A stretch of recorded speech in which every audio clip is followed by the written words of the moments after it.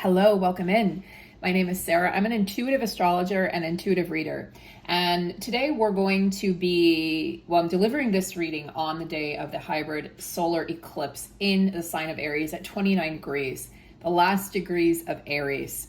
So we know that this is a mega energy. We know that we've been feeling this for several weeks prior to the actual event occurring. We also know that this is such a powerful event because it's signaling the end of something major in our lives, both individually and collectively. We also know that the North and South nodes are going to move respectively into Aries and Libra in July.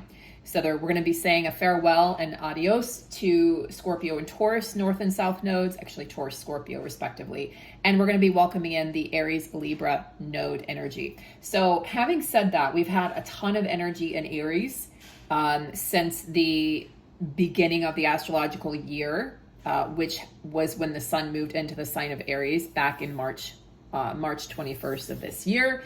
And now we're almost a month into that energy. So how are you feeling? How are you feeling?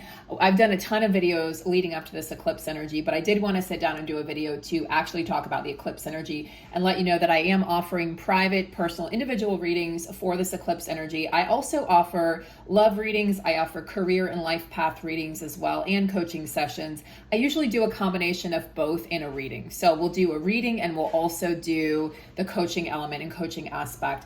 And we do have a course that we're offering that will start now next month in May 2023. And it's going to be a 6 to 8 week course. We're still honing in on that. We're going to be talking a lot about the chakras and the energy systems in the body, but we're also going to talk about just the fundamentals of energetics. And this is for anyone who's on the seeking path, anyone who's seeking wellness, seeking self, seeking a path, seeking truth. This is the seeker energy that we're in. So welcoming you into that. We're going to have more information on that. We'll continue to do lives, both Whitney and myself. And in the meantime, if you're interested or you have questions about either booking a private session with me or joining the course, let me know. My email is listed below, and that's the best way to contact me at this time. So let's get right into this energy. And I'm actually being called to definitely, I actually might use, I might use 2 tarot decks. Now, the reason being, one will be the kind of OG deck and the other is going to be the clarifier. And they were pulling me towards the Light Seers deck. There's a lot of light coming in with this solar eclipse. There's a lot of new energy, a lot of freshness, a lot of vitality, a lot of abundance, a lot of truth, and a lot of buoyancy. So if you've been feeling flat, as I talked about on some of my previous videos from last week and even a couple weeks prior to that, if you were feeling like you were going through that deepest, darkest night of the soul, we were in this hibernation stage or seed stage. The seed has been planted and now we are sprouting. So with this energy, we are officially in the new energy of this new year. And we're welcoming this in hopefully with open arms and saying adios, saying a farewell and a goodbye to the past, whatever that was for you, okay? And some of you will be saying goodbye to relationships, marriages, jobs, businesses, identities, belief systems. You might be going through all of the above, especially if this eclipse falls in your first house of identity. Now, some of you, if this eclipse falls in your 12th house of endings, therefore endings, new beginnings, death and rebirth energy, you will be feeling this. You'll be feeling this also, anybody who has this in their 7th house of relationships or partnerships, because Aries is the sign of I, and the opposing energy is Libra, and Libra is the sign of us or they or the group energy. So you're going to be feeling that sort of pull or need to balance between yourself and others, or let's say your family and your needs, etc. And also, I want to state that if this is falling in your 10th house, that's career and ambition, and that's going to be very powerful as well. It's going to be very powerful. No matter, it can fall in any of the 12 houses, it's going to be powerful. But in particular, those houses where I strongly feel like those people are going to be feeling it the most. Fixed sign people, I feel like intuitively this is going to positively affect your path and your trajectory, really freeing you from any rigidity that you might have been feeling. Okay, so let's go ahead and as we shuffle, just calling in the highest of high, calling in the light, calling in the truth, and seeking that truth and seeking what this eclipse is bringing. Walking away from something. Now, we got this yesterday, so the Eight of Cups signifies a walking away from something. It's you're diverting from the path you were on. And yes, there's a bit of sorrow. Yes, there's a bit of sadness. Yes, there's a bit of nostalgic energy. But ultimately, all in all, you know it's for your highest and greatest good. Why? Because the next card is the Nine of Cups, and the Nine of Cups is wish fulfillment. So you're walking away from something that no longer fulfilled you, that no longer resonated or aligned with who you now are. Maybe it aligned with who you identified as before. And so this energy is driving you and propelling you towards the truest version of yourself. It's an emergent energy. The words of this new year are emergence, faithfulness, especially to self, embodiment, vitality. And I also feel that seeking energy coming in now and really flowing, right? Learning to flow, learning to release. Because whatever you're holding on to, this eclipse energy for sure has had you release that fully and let that go. Now, the Four of Pentacles can be sort of like a hoarding energy. It's often depicted that way. You can see she's clutching her purse, she's clutching her belongings, and she's turning away from the crowd or from others, saying, this is mine, I've earned this. I've earned the wealth and the riches, and I produce this. It's my business, it's my money. So there could be, for some of you, walking away from a business or a partnership or a marriage wherein you were sharing, you might have been sharing money, or you were sharing bank accounts or finances, and you're being released from that. And it's sort of like this is going to set your soul on fire in a way that you had never been able to imagine before. Now, as you're being released from that previous energy, you may have felt a heaviness in the preceding months and weeks leading up to this first eclipse here, the eclipse season of 2023. I feel that by this time next year, you are going to feel like a completely different person. You may feel like just no attachment to former self, no attachment to your body. So for a lot of you, this eclipse is going to be about embodiment, and it's going to change your physical features. It's going to shift your physical body. So if you've been struggling, maybe putting on weight or losing weight or getting in a natural rhythm with what foods are going to nourish your body best, your sleep cycle, sleep and wake cycle, circadian rhythm, adjustments and things like that are really coming to the forefront with this Aries energy. I feel like you're going to be taking much better care of yourself from this point forward. As much as you took care of others, now you get to take care of yourself in the same manner.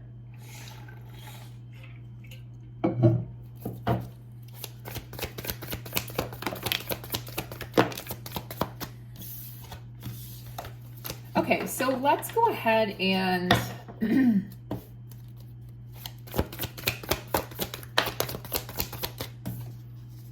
I asked about the challenging energies for this eclipse, and we got the King of Swords. So this could be male energy. This could be that kind of the patriarchal energy that is going to be affected in a very powerful way with this eclipse. Aries is the warrior. Aries is the leader. Aries can be kind of that chauvinistic energy when we're dealing with kind of the darker energies of Aries or the shadow aspect. So King of Swords will speak the truth, but he doesn't cut corners. He's going to speak the truth and tell it like it is, and he's going to do it with no apologies.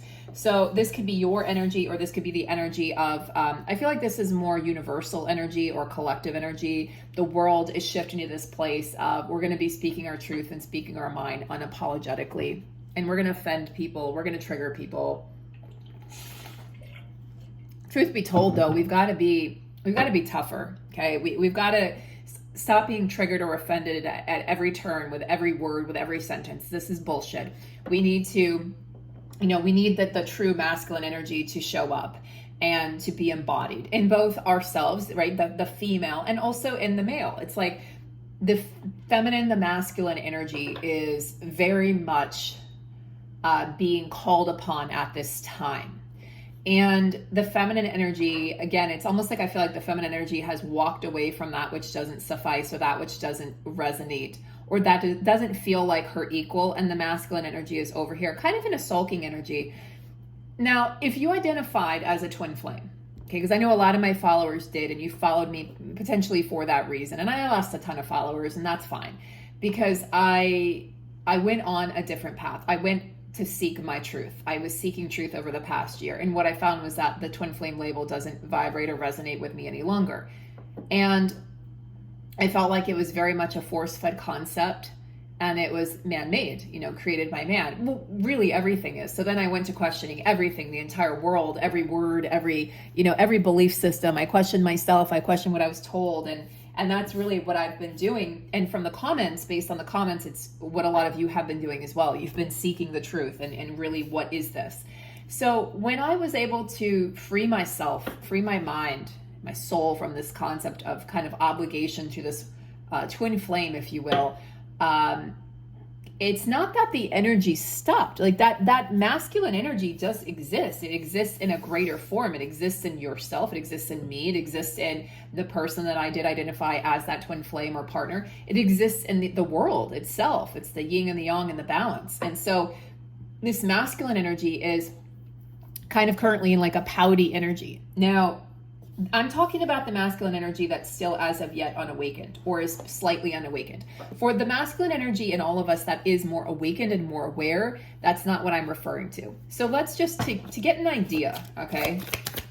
To get an idea, because this can be a defensive energy. So look at this. The masculine energy that's awakened, in complete opposition to the masculine energy that's unawakened, we have the King of Swords representing that sort of unembodied or unawakened masculine energy, and the Queen of Cups coming in as kind of this really kind of awkward counterpart to the unawakened counterpart. And this is actually the awakened masculine energy that's embodied in his heart, that's a leader from the heart space, that's brave, that's fearless, that's fierce, but that doesn't feel the need to seek power or revenge or greed or bloodshed. This is an energy that's very much like, look, I give it up to a higher power, and I trust that I'm being led, and I trust that I'm being guided, and there's no need to kind of force feed or pretend to be something that I'm not.